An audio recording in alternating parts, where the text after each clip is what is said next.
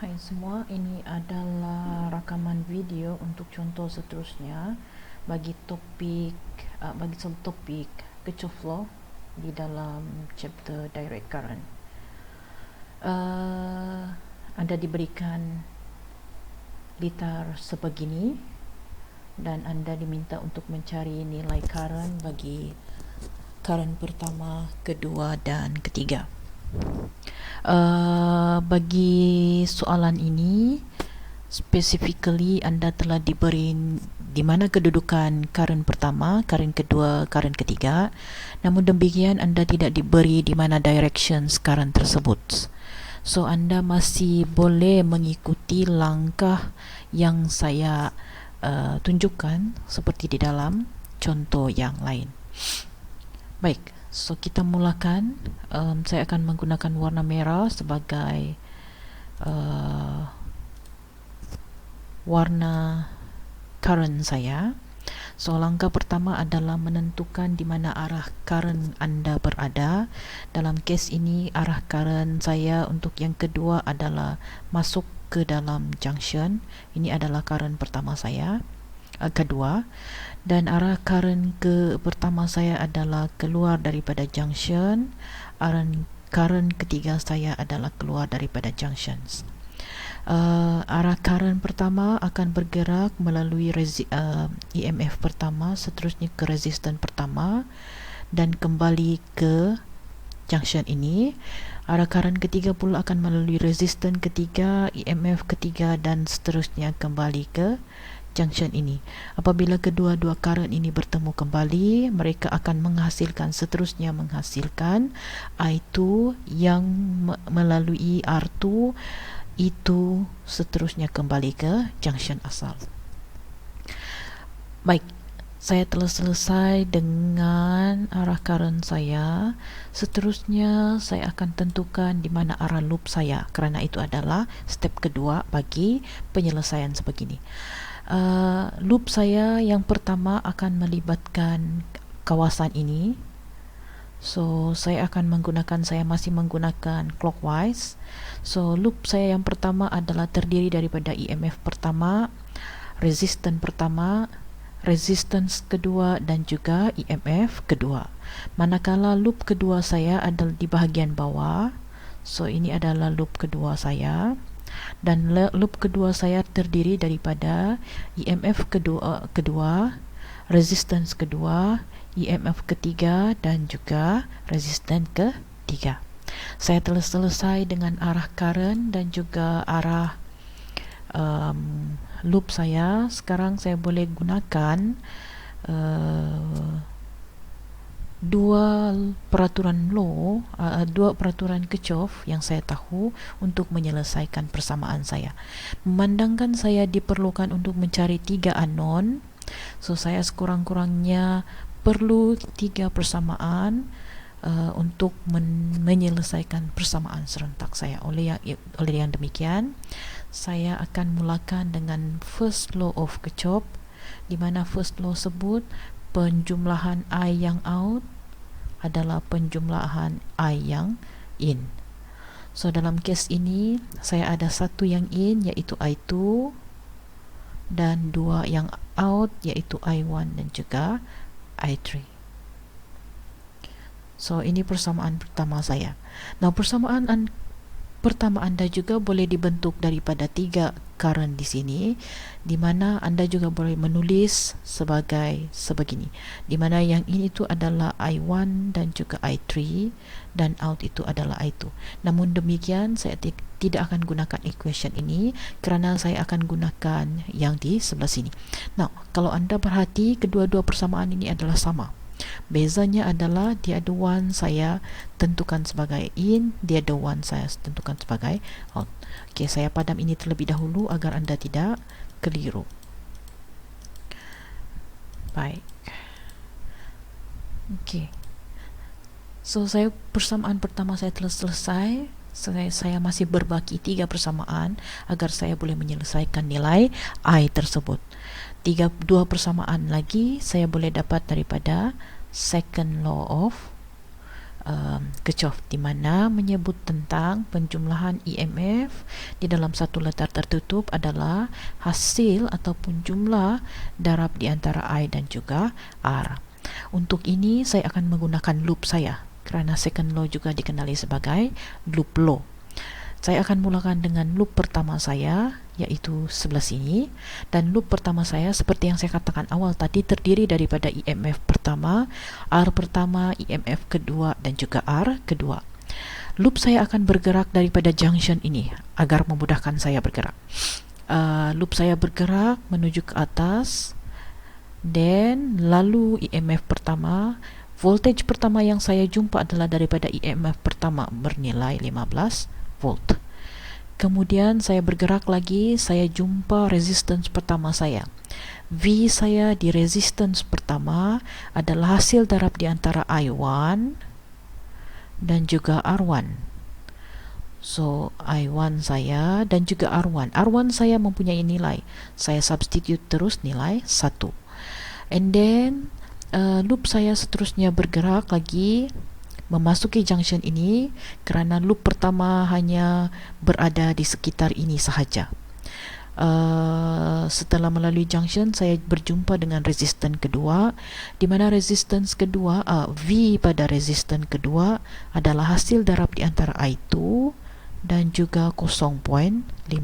Kerana pada junction ini, pada garisan ini, current yang wujud hanyalah bernilai I2. Okay, and then saya akan dapat 0.5 I2.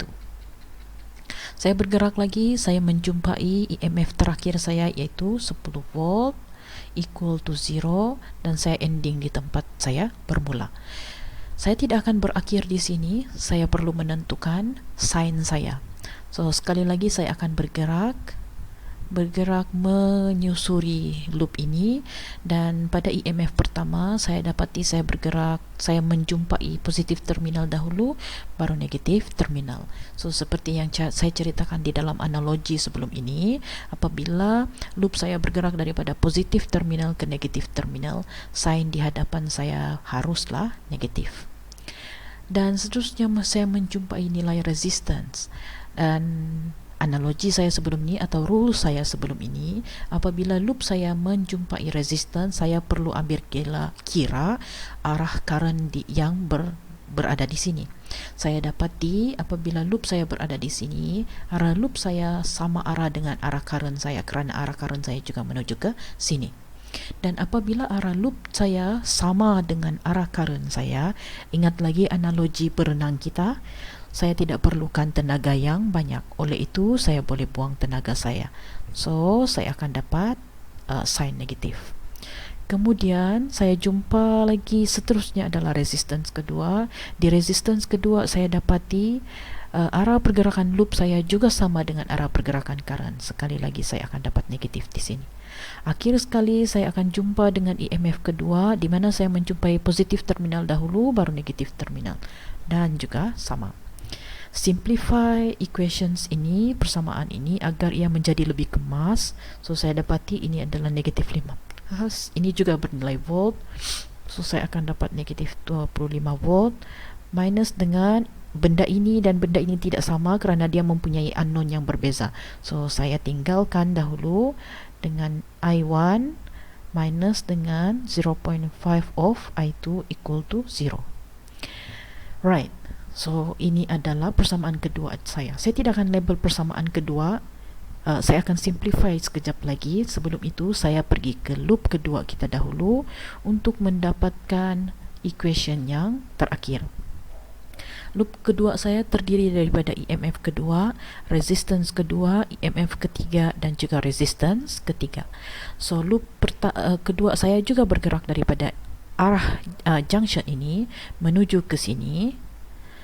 Now, kali ini untuk mempercepatkan video ini, saya akan bergerak, saya akan menentukan nilai bersama-sama sign nilai tersebut.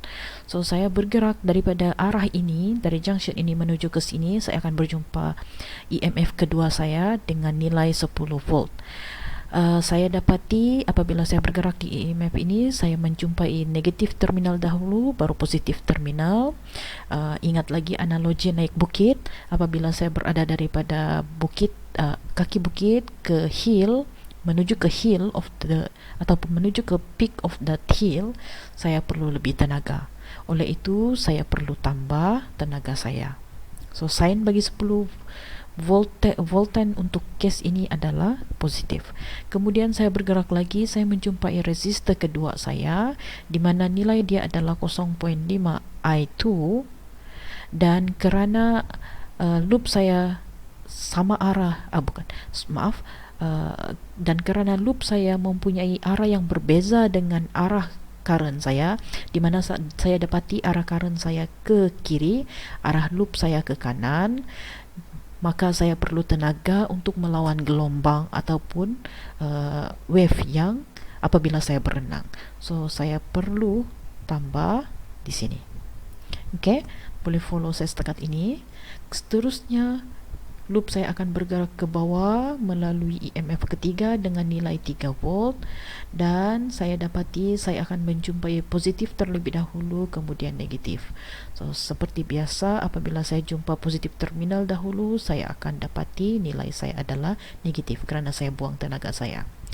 Kemudian akhir sekali saya akan menjumpai resistor terakhir, di mana V pada resistor ini adalah hasil darab di antara I3 dan juga 0.1 ohm. So, nilai saya adalah 0.1 dan juga I3. Kemudian pada resistor ini saya dapati arah saya akan bertentangan dengan arah current kerana arah current datang daripada arah ini. Oleh itu, saya perlu tambah tenaga saya equal to 0. Sekali lagi, simplify equation ini agar dia nampak lebih cantik. So, this one is 10, this is 3, which both of these adalah nilai untuk voltage. So, saya akan dapat 7. Ini adalah dua nilai yang berbeza, hence this one adalah positif 0.52 plus with 0.1 I3 equal to 0. Sekarang saya ada 3 persamaan. Anda boleh gunakan pelbagai cara kaedah matematik untuk menyelesaikan I1 anda, I2 ataupun I3. Bagi mereka yang biasa menggunakan matrix untuk mencari unknown value, anda juga boleh menggunakan kaedah matrix. Namun bagi saya biasa dengan simultaneous equations. Oleh itu, saya akan lebih gunakan simultaneous equations. So, untuk gunakan simultaneous equation, saya akan selesaikan equation ini dahulu, di mana dalam equation ini saya tinggalkan atau saya keluarkan I1 saya. Saya akan dapat satu equation yang baru, yaitu negatif 25 tolak 0.5 I2.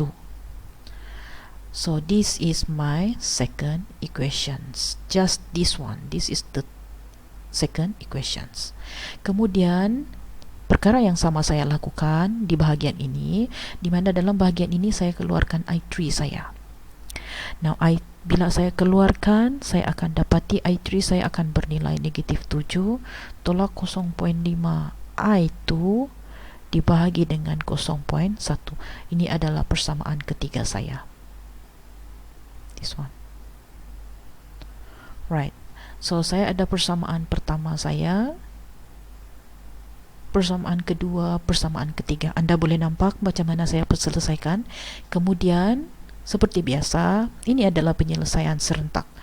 Saya akan substitute equation 2 dan equation 3 into 1.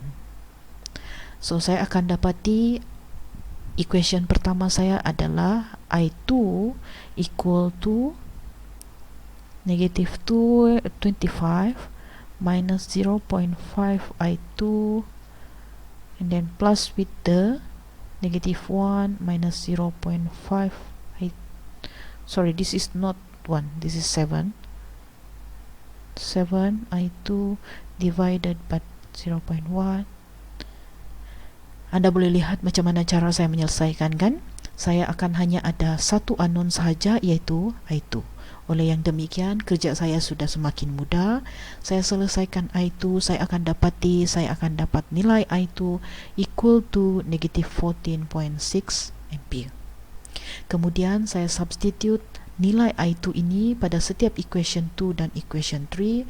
Akhirnya saya akan dapati I1 saya is equal to negative 17.7 ampere dan I3 saya equal to 3 ampere. So this is the answer.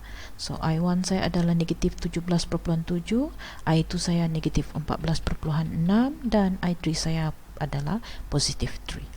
Now, apa yang ditunjukkan oleh sign pada setiap nilai saya, seperti yang saya katakan pada video-video terdahulu saya, ini menunjukkan arah sebenar bagi current di dalam anggapan asal anda. Kalau asalnya tadi di permulaan step pertama anda katakan arah current I2 saya adalah masuk ke simpang. Namun demikian, jawapan akhir saya menunjukkan sebaliknya. Sepatutnya arah I2 saya adalah keluar daripada simpang. Seterusnya, I3 saya bernilai positif. Oleh yang demikian, arah I3 saya sebenarnya betul bersamaan dengan anggapan saya. Manakala I1 saya sepatutnya dengan anggapan asal tadi saya anggap dia keluar daripada simpang, tapi jawapan akhir saya menunjukkan dia sepatutnya di dalam real life dia masuk ke dalam simpang. Tapi saya tidak akan betulkan directions anggapan saya tadi kerana semuanya telah ditunjukkan oleh final answer saya. So ini adalah video contoh terakhir bagi chapter ini. Anda boleh cari contoh-contoh lain di dalam YouTube dan boleh share, kongsikan bersama saya ataupun rakan-rakan lain di dalam ruangan discussion pada chapter ini. Terima kasih.